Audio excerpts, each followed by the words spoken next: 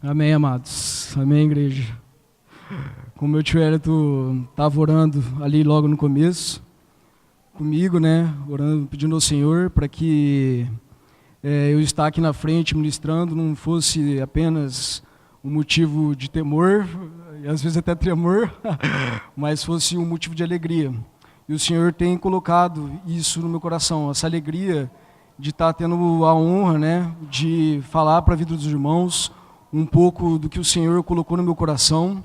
E assim, da mesma maneira que o Tom compartilhou no sábado, é uma responsabilidade de olhar para a vida de cada um de vocês aqui. Olhando a tia Su, entrando agora, né, ver várias tias que cuidaram de mim, tiveram um pouco de trabalho, mas só um pouquinho, não tanto. Mas é uma alegria, né? E se nós, eu, o Tom, futuramente o Tainan, estamos aqui, né? Nós somos fruto desse trabalho, dessa disposição dos irmãos deixarem gastar por nós.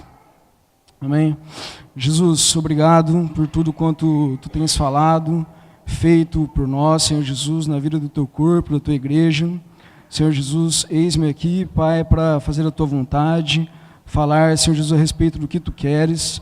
Pai, que não seja o neto falando aqui na frente, Senhor Jesus, mas que seja o teu Espírito Santo ministrando no coração e na vida de cada um. Senhor Jesus, abençoa, Senhor, lança fora, Pai, todo nervosismo, Senhor Jesus, e que, Senhor, eu flua, Deus, com clareza, com graça, e que os meus irmãos, Pai, estejam com os corações abertos para ouvir a tua voz, Pai, a voz do teu Espírito Santo, em nome de Jesus.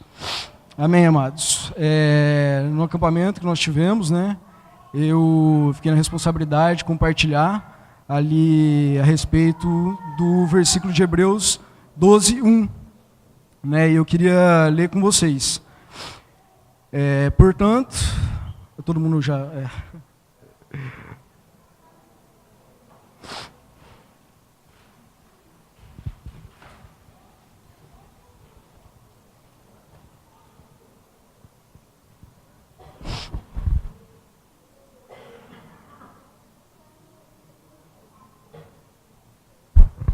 Amém? Portanto, também nós, visto que temos a rodear-nos tão grande nuvem de testemunhas, desembaraçando-nos de todo o peso e do pecado que tenazmente nos assedia, corramos com perseverança a carreira que nos está proposta. Amém. Amados, que o Senhor colocou no meu coração, que eu acho que é importante frisar, que é muito importante que fique claro para todos nós aqui, né? É que a comparação que o autor, né, de Hebreus ele faz com uma corrida, com uma prova, né? E a nossa vida como cristãos, né? E essa corrida, essa prova, ela não é comparada, ela não pode ser comparada a uma corrida, uma prova, por exemplo, de 100 metros rasos, né? Uma prova curta. Mas ela tem muito mais a ver com uma maratona, que é uma prova longa, né, que ela exige muito mais da vida do atleta, né, exige muito mais foco, exige muito mais disciplina, preparo e perseverança da vida do atleta. E assim também a nossa vida como cristãos. Então, em todo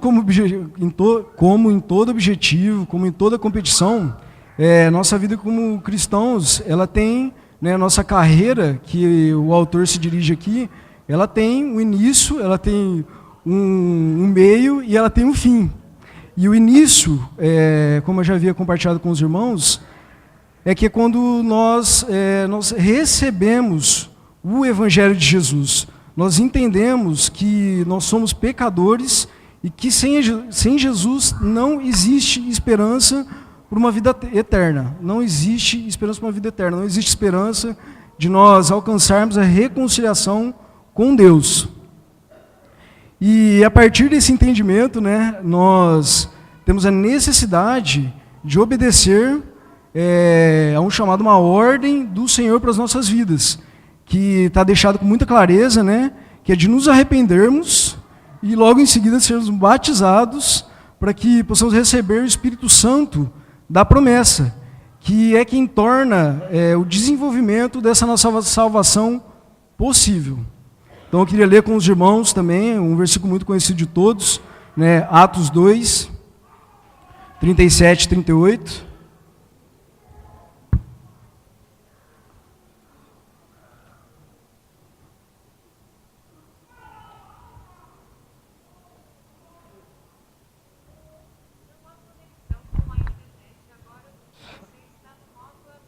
Obrigado. Acontece, né? Amém? Ouvindo eles estas coisas, compungiu-se-lhes o coração e perguntaram a Pedro e aos demais apóstolos: que faremos, irmãos?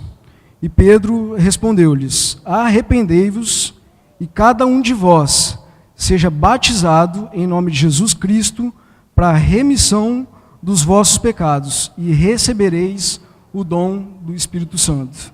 Então, amados, para mim, assim, nessa primeira parte, fica muito claro, né, com uma vida, com uma direção do Senhor, que a partir do momento que nós recebemos esse maravilhoso Evangelho, essa maravilhosa oportunidade de reconciliação com Deus, nós precisamos realmente nos decidir, né, e nos batizarmos. Em nome de Jesus, não precisando, às vezes, de uma formalidade, de um curso ou de nada, basta apenas uma decisão da nossa parte, de uma mudança de vida para com o Senhor. Né? Porém, amados, nós não podemos parar por aí. O batismo, na verdade, nós não podemos confundir com um bilhete de entrada para o céu. Nós não podemos confundir com o bilhete da salvação, né? Que, comparando, né, trazendo a realidade, né, até de uma corrida, ali, do maratonista, fica até muito sem sentido. O maratonista chegar, ele se inscrever, se cadastrar para fazer a prova, participar da competição, e sentar e falar assim: não, está tudo certo, venci a corrida, já completei. Então, assim, para a nossa vida, essa questão do desenvolvimento da nossa salvação, ela não pode, ela tem que fazer tanto sentido quanto essa comparação do maratonista, de dar continuidade naquilo que ele agora está habilitado para fazer. Nós, através do batismo, nós estamos habilitados para desenvolver essa salvação. E a respeito do desenvolvimento, né, que é o meio, né, da nossa carreira, a carreira que nós todos estamos vivendo, em Filipenses 2,12, não precisa nem abrir, na última parte ali do versículo, Paulo é muito claro falando isso aos filipenses, né, que na última parte ele fala assim: desenvolvei a vossa salvação com temor e tremor. Amém, amados? Então nós precisamos dar continuidade naquilo que o Senhor começou em nós. Que o Senhor começou em nós, nos amando, né, naquela cruz, trazendo, facilitando para que nós conhecêssemos o Evangelho, né, e dar prosseguimento na obra que Cristo começou na nossa vida. E prosseguimento como? Nisso, nos santificando. Que, trazendo novamente, né, para o contexto aí da carreira, da mesma maneira de um atleta convencional, ele precisa, né, exercer uma rotina de uma alimentação mais saudável, ele precisa exercer uma rotina de boas noites de sono, ele precisa abrir mão de muita coisa. Isso também não muda para com a nossa vida como cristãos, como os atletas cristãos, né? Nós precisamos ter disciplina também em algumas coisas e abrir mão de tudo aquilo que pode, na nossa vida, vir a se tornar um peso e atrapalhar o desenvolvimento dessa nossa carreira, dessa nossa corrida. Amém?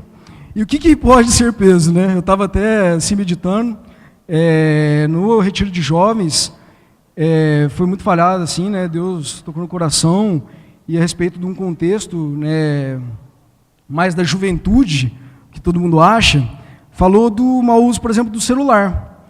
E eu fiz questão de colocar isso aqui também. O porquê? Que esses dias aí para trás eu fui obrigado, né, a fazer uma pesquisa de mercado a respeito do ramo, e assim, pesquisas do IBGE, do EPN, algumas fontes renomadas de estatística, ela assim, trouxe alguns dados que para mim como profissional eu fiquei feliz, porém, ao mesmo tempo, eu como cristão fiquei preocupado. Que, assim, por exemplo, do IBGE, né, eu acho que não, isso aí com certeza não é mais novidade para ninguém, mas que hoje o smartphone ele já não é mais, vamos dizer assim, a primeira tela do brasileiro, ele já é a primeira tela do brasileiro, superando a televisão, mas muito mais preocupante que isso. O brasileiro, hoje, em média, ele fica 4 horas diárias atrás do celular. Aí eu pensei, né, assim, mas isso deve ser mais com jovens e tal. Na faixa etária dos jovens, se agrava, mas essa faixa etária que eu coloquei, ela é para todas. Aliás, ela engloba todas as faixas etárias. Ela engloba desde o pequeno ao mais novo. E por que, né, que eu estou abordando isso aqui? Isso, na palavra, deixa muito claro, né? Espero que não seja uma realidade nossa, não pode ser uma realidade nossa como os cristãos, porque a palavra deixa muito claro que em 1 Coríntios 6,12, que todas as coisas, elas nos são lícitas, mas nem todas as coisas convêm. Todas as coisas são lícitas, mas nós não podemos nos deixar dominar por nenhuma delas.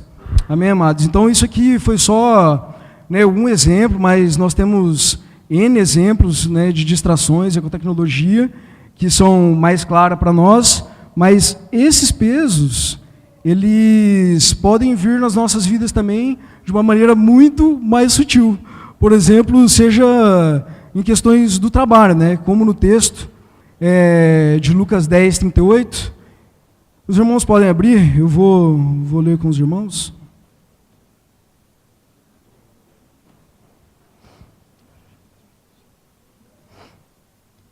Lucas 10, 38. A partir do 38.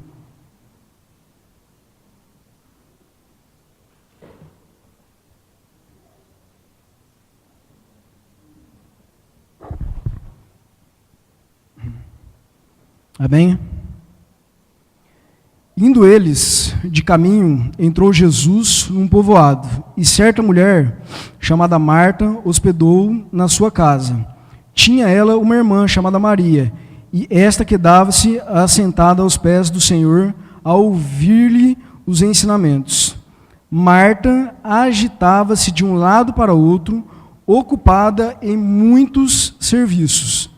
Então se aproximou de Jesus e disse: Senhor, não te importas que minha irmã tenha deixado que eu fique a servir sozinha? Ordena-lhe, pois, que venha ajudar-me. Respondeu-lhe o Senhor: Marta, Marta, andas inquieta e te preocupa com muitas coisas. Entretanto, pouco é necessário, ou mesmo uma só coisa. Maria, pois, escolheu a boa parte e não lhe será tirada.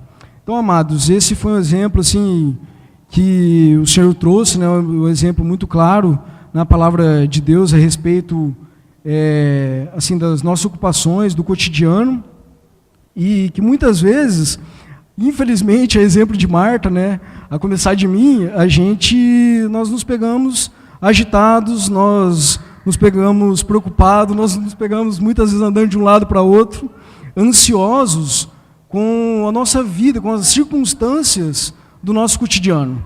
Não só de trabalho, mas com todas as circunstâncias do nosso cotidiano. E com isso a gente acaba ocupando a nossa mente e nossa alma de tudo isso. Entendeu? Sendo que, enquanto o Senhor ele nos fala, de novo através de Paulo, em Filipenses 4:6, não precisa nem de abrir, que é para nós, como cristãos, não andarmos ansiosos com coisa alguma, mas antes colocar tudo diante do Senhor em súplicas e ações de graças. Amém, amados? E outra também coisa assim que o Senhor trouxe no meu coração, né, que Ele ministrou a respeito que, até na minha própria vida, assim, que muitas vezes o que se torna um peso na nossa vida, como nós, como filhos, nos submetemos a sofismas, né, que são enganos, né, de Satanás a respeito da nossa identidade como filhos, a respeito da paternidade do Pai para conosco, né, e o que acontece? Quando a gente acaba sendo enganado a respeito da nossa identidade, nós acabamos normalmente dando lugar ao medo, dando lugar, muitas vezes, à insegurança, dando lugar à incredulidade, que é pecado. E isso nos gera desânimo, né? Nos gera desânimo. E isso se torna um grande peso se nós deixarmos que a nossa alma, dia a dia, se alimente, né, desse sofisma de Satanás. Enquanto o Senhor, Ele nos afirma em Romanos 8, 15 e 16, que também é muito conhecido, mas eu queria que os irmãos lessem e acompanhassem junto comigo.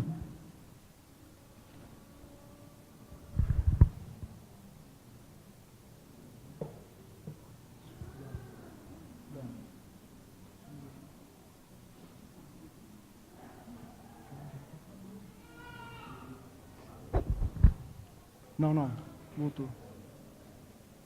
Fica meia hora. Tá. Aí você dá um tempo só, ele é meia hora. Beleza.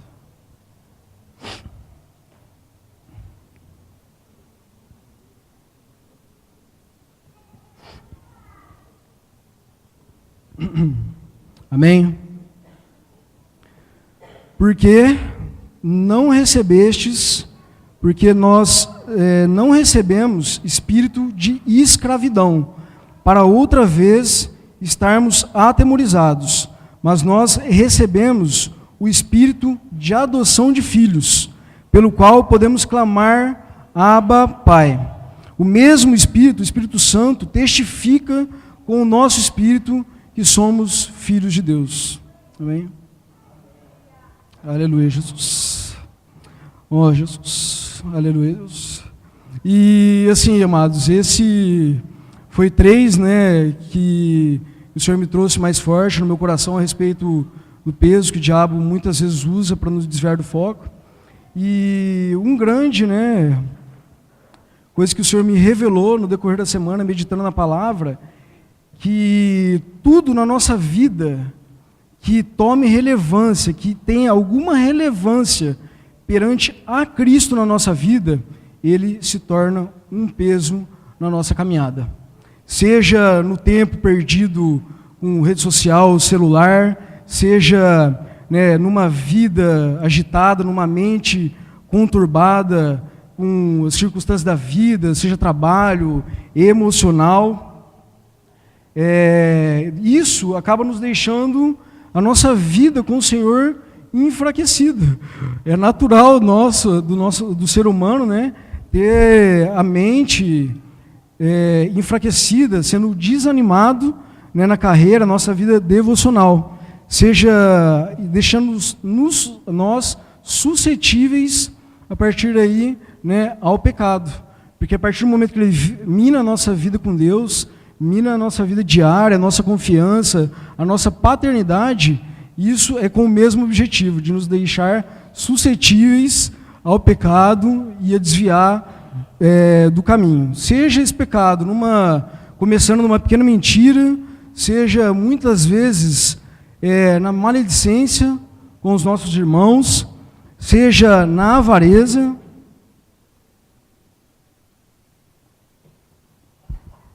E todo esse pecado, amados, é importante também enfatizar que ele é fruto, inclusive, da nossa natureza caída de Adão, né? Que nós recebemos de Adão. E muitas vezes a gente acaba culpando só o diabo. Mas esse pecado ele é fruto da nossa natureza. Então, por isso que nós somos constantemente, né, tentados. Constantemente tentados. E isso que é a importância, né, da vida, de um preparo, da vida devocional para com o Senhor, para que nós não possamos deixar essa brecha, né, aberta e estarmos suscetíveis ao pecado.